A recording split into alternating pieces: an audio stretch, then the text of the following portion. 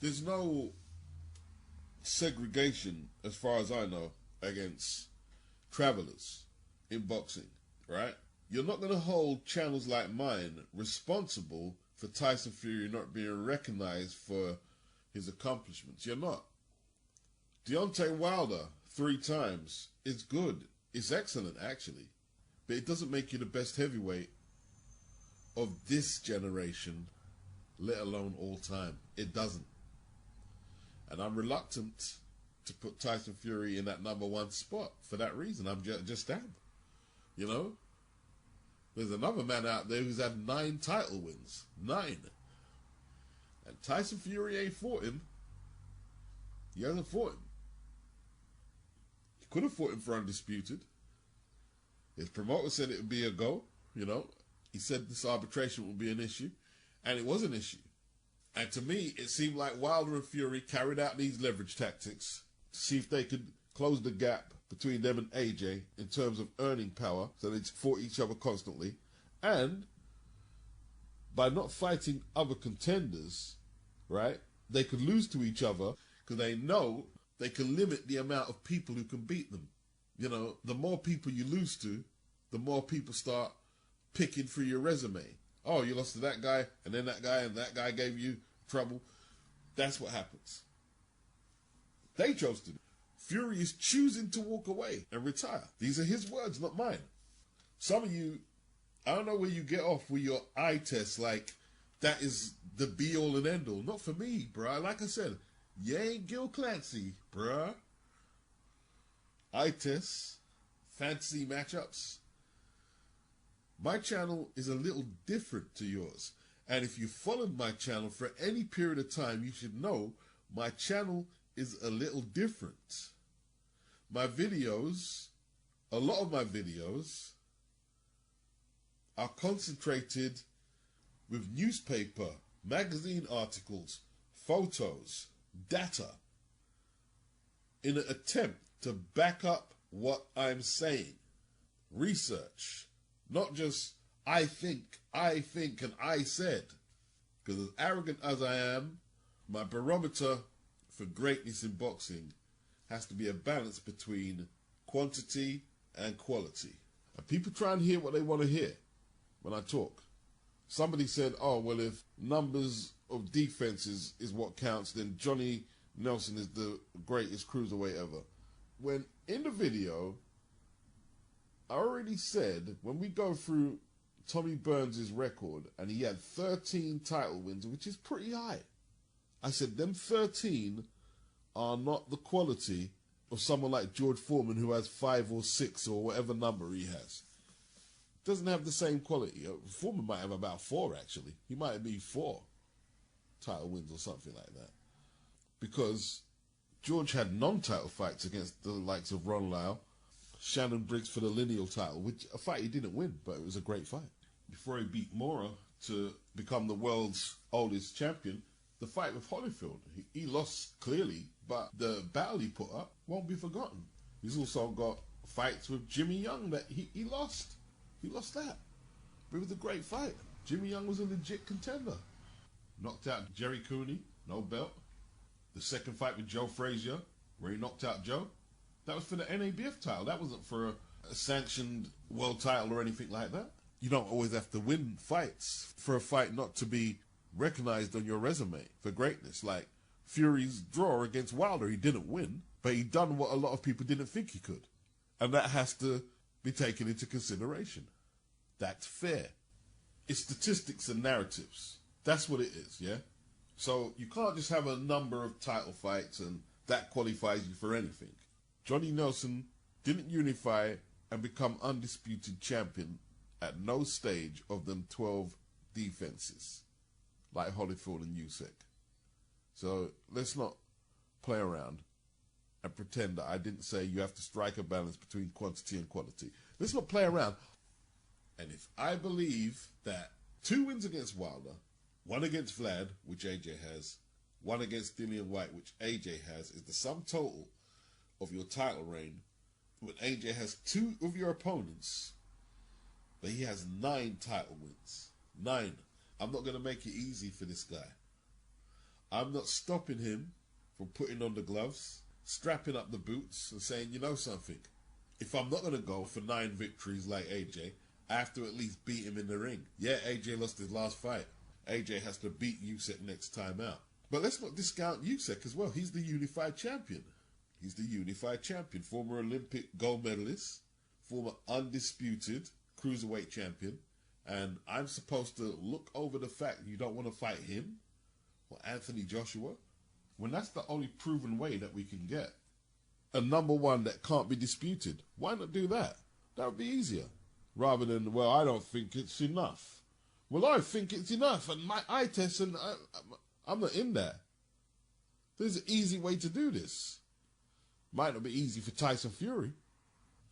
There's some people out there saying he's like Floyd Mayweather, the way he is retiring rather than fight the top opposition, and, you know, the breaks he takes in between to avoid competition. But he's nothing like Floyd Mayweather. He's nothing like him. Yeah? Floyd had 9 title fights in his first weight class, super feather. 8 defenses. Took the belt from Gennaro Hernandez. And you can't find any receipts of anyone he ducked. Didn't duck anyone, and he was the number 1 featherweight according to the Ring Magazine. Not Ring Magazine champion, but number 1. He fought Angel Manfredi, who was a live contender at that time. Anyone who was watching boxing would know that. Gregorio Vargas, very good fighter. Diego Corrales were some of his challengers. Corrales 33-0, arguably one of the biggest punching lightweights of all time. Massive win for Floyd. Like, he moves up to lightweights. Jose Luis Castillo was consensus number 1 lightweight. Yeah, he had wins over Cesar Bazan, 2 wins over Stevie Johnson in what was a big upset for that WBC title. And Floyd fought him twice because they thought the first fight was controversial. And that was for the Ring Magazine lightweight title, consensus best. There's no one he ducked at lightweight. You know, he took on Victorio Souza, 35-2, good fighter. Filipendo, 31-1, huge puncher, huge lightweight. Nearly had as much knockouts as he did fights. That was a highly anticipated fight. Didn't duck anybody at 135 and 130. That's the truth. You know, they say he ducked Shane Mosley, but that's not true. Wasn't it Shane who said he had a dentist appointment or something when he was challenged when that unification against Floyd was going to happen at 135? And Floyd's resume at 135 is better than Shane's. Yeah? It's better than Shane's. He didn't duck anyone at them weight classes. You know, when he was beating the likes of Baldemir and Zab Judah at 147, you have to realize, you know, like, okay, you might say it's not a 4-belt undisputed fight, but when you look at it really, Judah had 3 straps around 2005, and whatever the politics were or what happened, he didn't lose them belts in the ring. He ended up fighting Caldas Baldemir for 1 strap, but that's lineal championship, you know what I'm saying? And Floyd beat Baldemir and Judah to clean up, and that was in 2006, 2007, you know, like people always say, oh, he ducked Paul Williams and Margarito. Well, you could also throw Winky Wright in there, I guess, and there's others, Andrade, Lara. You could also say that. But the so-called ducking that people talk of, you can only make them allegations at 147, 154, 130, 135. He cleared weight classes out. Fury's never done that. He's never cleared out a weight class. I think it's a bit hard to put Floyd in the same category as Fury. I really do. Fury has avoided smoke since domestic fights like David Price were there to be fought. European fights with Ustinov and Pulev. He avoided the Vlad rematch. He's talking about he doesn't want to fight the winner out of Usyk and AJ. Because, look, when Floyd became pound for pound, after a time, he decided, I'm just going to prize fight. That's what I'm going to do. If you put the money on the table, Floyd would fight. Bottom line, there's no bigger payday for Fury than an AJ, preferably, or if Usyk wins, a Usyk fight. There's no bigger payday for Fury than that. And if he's saying he's retiring with all he's left on the table, I don't think you can compare that to Floyd. Floyd fought all his big cash-out fights against the biggest draws of the sport, whether it's Oscar, Pacquiao, or Canelo. He fought all of them. If Fury can secure the type of legacy that Floyd has, and then go off and do WWE against McIntyre or whoever it is, or go off and fight Francis Ngannou, then I could see with the comparison more. It's a different situation to Floyd Mayweather. Like, nobody really wanted to see the Conor McGregor fight, but when the media kept saying McGregor could beat him and Ronda Rousey could beat him, what was Floyd, 49-0 at the time? Getting up there in age? This ain't the case with Tyson Fury. It's just not the case. He's still got a lot left on the table. You know, like, some people might think it doesn't get no bigger than fighting Deontay Wilder. Well, Wilder never unified no straps. He was never a lineal champion. He didn't fight Vitaly. He didn't fight Vladimir. Styles make fights. And if we're talking about who tested themselves against more styles, Floyd did way more title fights, right? So we could get a gauge on what level it is. Even if I don't believe he's TBE, he's nowhere near TBE, but he's closer to it than bloody Tyson Fury. He showed that with the variation of competition he's fought. Cotto, Canelo, Oscar, Castillo, Pacquiao, Judah, Shane Mosley, the coming out party against Arturo Gatti. He showed it. He's displayed it. Fury doesn't have the work there to compare to a Floyd. You know, Fury is a bootleg version of Floyd, hanging on to this unbeaten record. I'm going to retire now. Floyd did it for a longer period and fought better fighters than Deontay Wilder. Canelo's better than Deontay Wilder. Cotto better than Deontay Wilder. Oscar better than Deontay Wilder. Mosley, all better, all better records, all have better victories, better title runs than Deontay Wilder. That's the truth. Now, Frank Sanchez's manager, Mike Barrow, is going into bat for his guy, saying that the winner of Usyk, or better yet, the winner of Joyce and Parker, are not big enough names to entice the winner of Usyk versus Joshua into the ring. He believes that, for whatever reason, the winner of Usyk versus Joshua is going to vacate the WBO belt. That's what he reckons. Maybe you know something I don't. And if he's right, that means this undisputed fight is off limits. And he wants to see Frank Sanchez fight the winner of Joyce and Parker for the vacated WBO belt. But, you know, like, Joyce already has an IBF eliminator in the bag. He's got a few irons in the fire. If he beats Parker, technically he could just wait around for the winner of AJ and Usyk, because the winner of that will still have the IBF strap even if they vacate the WBO strap. Are they going to vacate all the straps? What does Mike Barrow, Frank Sanchez's manager, know? Frank Warren and Dave Higgins are going to play it by ear, yeah? They're not going to be in no rush to push either Joyce or Parker in the ring with Frank Sanchez, vacant WBO title belt or not. I believe Frank Sanchez is unofficially blackballed in the game. That's what I believe. If you want to know who the true Cuban heavyweight boogeyman is, I believe it's Frank Sanchez. I don't think Luis Ortiz was ever blackballed at no stage by anybody. There was always smoke out there for him, but he ducked a lot of it. He avoided a lot of it. So they're saying that two women are being accused of attacking Shakur Stevenson's mum at the press conference. That's why Shakur rushed out the media room to go look about his old lady and make sure she was good. Now, there's been no reports of his mum getting hurt or injured, which is good. But you have to ask, why are women brawling like that? Like, who are these women? Is this payback for something Shakur's done in the past? What is that all about? I mean, the hood rat thing is so yesterday, ladies. Come on, fix up.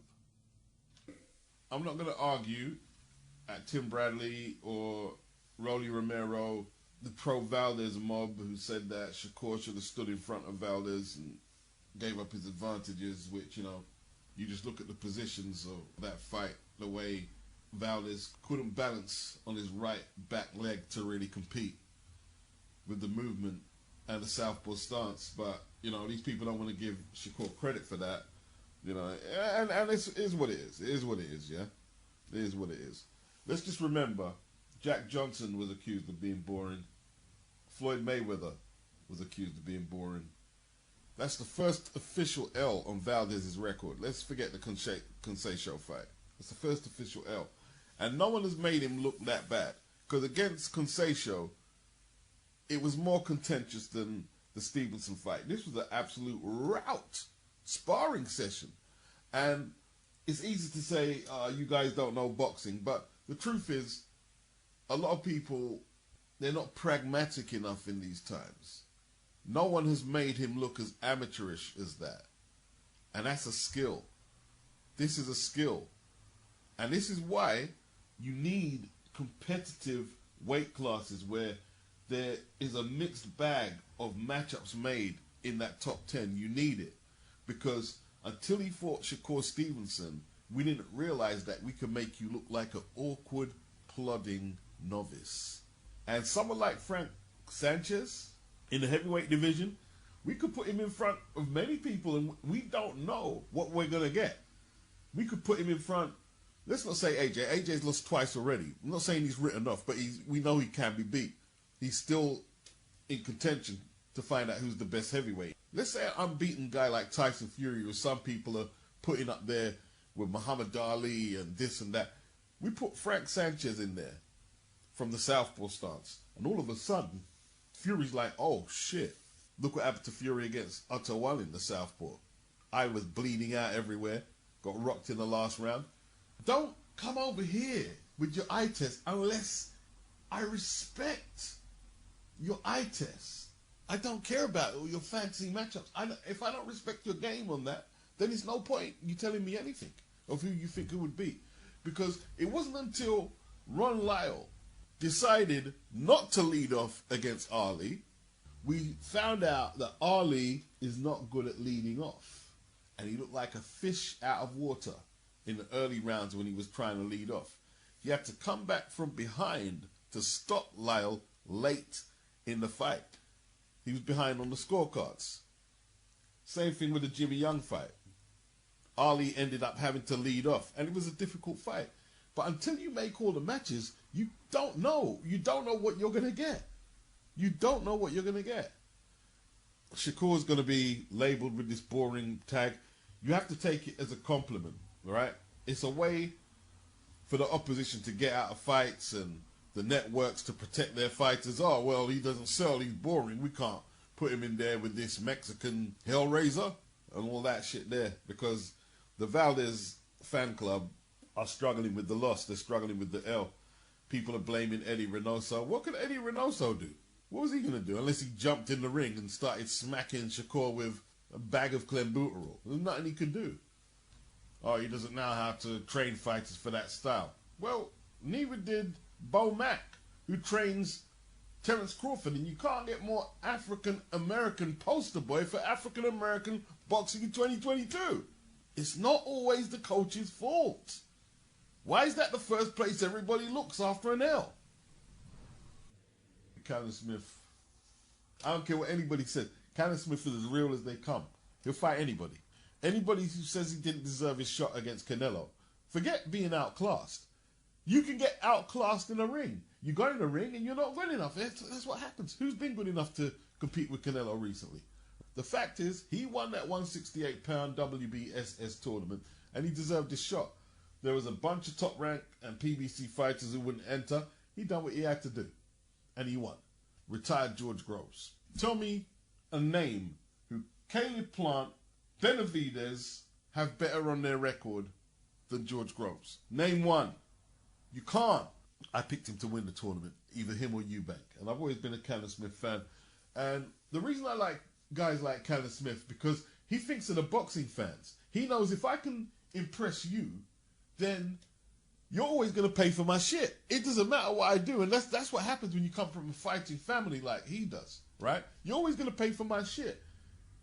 And he understands what it is for a British fan like me. Right, I'm going to give Beats this fight. I'm going to take on the winner of Joshua BUATSI or Craig Richards. And I'm like, oh, man, Callum, you're going to do that for me? Yes. Yes. And we hope it's part of the subscription, but if it's pay-per-view, I'll pay for it. I know a lot of people won't, but that's your decision. I'll pay. I'm in. That's huge for me. And this is what he's saying here. He's saying he's open to facing the winner of Joshua BUATSI versus Craig Richards. He said he'd be happy to face the winner if a world title option was not available. He said that in New York this week, where he was supporting Liam, who battered Jesse Vargas on the KT Taylor, Amanda Serrano card. They were the chief support. We saw what he done to Lennon Castillo in his first fight at 175. I thought he was practicing some ancient Liverpool witchcraft, the way he had the man convulsing on the ground. That was scary. But he said, yeah, I want to be the best. I want to be world champion. As we step up in opposition, it will help me improve as a fighter. You learn more in your fights as well as the gym. Like, why is this logic being lost on a lot of fighters? Like, Anthony Yarde just sitting on the sideline. This guy here, listen, and I like Anthony Yarde. I think he has frightening potential. But Callum ain't sitting on his ass, bro. If no world title option is available, give me this fight here. Like, it's not just down to the fighters. I think it's down to the approach of the promoters behind them. Because Callum Smith is ranked #1 by the WBC at 175. He's ranked #4 by the WBA. Anthony Yarde is ranked #3 by the IBF, #1 by the WBO. So they have the same to lose in terms of rankings by taking dangerous fights. But the approach from Eddie Hearn and Callum is, we're not going to wait for Beterbiev and Joe Smith. No, we're not going to do that. We'll go after the winner of BUATSI and Craig Richards. And BUATSI himself, look, he's highly ranked as well, like Yarde. He's #2 with the IBF. He's #3 with the WBA. He's #4 with the WBC. He's #6 with the WBO. But BUATSI wants to stay busy. He's with Virgil Hunter. Hunter don't want him inactive for a start. There's just no way he wants him inactive.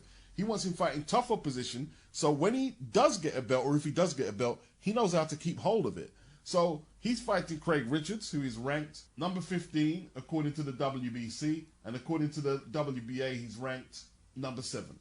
Even Craig himself is risking his ranking. All the Matchroom guys are risking their rankings. BUATSI, Callum Smith, Craig Richards, prepared to risk their ranking. Not Anthony Yarde, not Tunde, and most importantly, not Frank Warren. You see, when Frank was saying, yeah, me and Eddie need to meet up so we can talk about matching Queensbury fighters against Matchroom fighters, well, where you at? Why aren't you in the mix here? And I don't want to hear boxing fans talking about network politics like that. Hashtag FanPR. Fighters against networks. Politics removed. Hashtag FanPR. Fans against networks. Politics removed. Yo, let's keep it a buck or a pound coin if you like. According to Eddie, he offered Anthony Yarde $1 million to take the BUATSI fight, and it was turned down. Anthony Yarde came back with his rebuttal. Oh, Eddie only offered us that when we got put into the mandatory position. There is no mandatory position. They might have put you in the mandatory position, but unification supersedes mandatory. When Canelo's name is in the mix, the only politics we could talk about is the winner of Bivol versus Canelo and the announcement. We've got to wait for the announcement of Smith and Beterbiev, and then we see what's happening. Unification supersedes mandatory.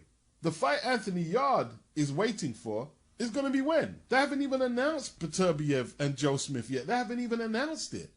And Frank's got him waiting there. Frank said, oh, I didn't put him on the Wembley card because I'm not going to risk him. So you're going to keep him inactive from the Lyndon Arthur fight until he has to go take on one of these world-class guys? That's crazy. Rock up on the mic, rock up on the mic, rock up on the mic.